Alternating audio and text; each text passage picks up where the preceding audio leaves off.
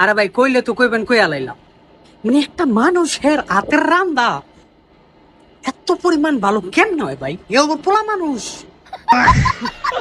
ওরে আল্লাহ, আমি ভাই একদিন আমারে মালিক রে কই, ও আল্লাহ কফিল তুই আমার একদিন কাল লিগা ছুটি দে খালি, আমি যাই বাংলাদেশে আমার মা বাপরে খাওয়াই আহি। দেখেন দেশে গেলে বাবুচির ভাত মাইরা আলাম, আমি এটা শিওর, এটা কনফার্ম। আঙ্গালাকে যে বুলু বাবুচি আছে, যেই বাবুচির আছে, ভাত কিন্তু খেয়ালাম এখন কইয়া দিলাম আগের থিকা। সৌদি আরব যেমন দালালের ভাত খেয়ালাইছি, এরকম বাংলাদেশে গেলে কিন্তু বাংলাদেশের বাবুচ্চি, আঙ্গ এলাকার বাবুচ্চি কিন্তু ভাত মাত খেয়ালাম আমি। মানে বুঝলেন নি আর কি কি রান্ধি ভাই, হুদা লবণ মুরগি আর ওই লগা মশলা লাল হলুদ ফাঁকি মরিচ ফাঁকি, হ্যাঁ সাত আত্মাতলায় খেয়ালাই ভাই।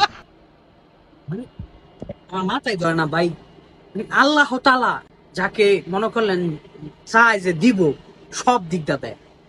আলহামদুলিল্লাহ আলহামদুলিল্লাহ আলহামদুলিল্লাহ, মাশাল্লাহ মাশাল্লাহ।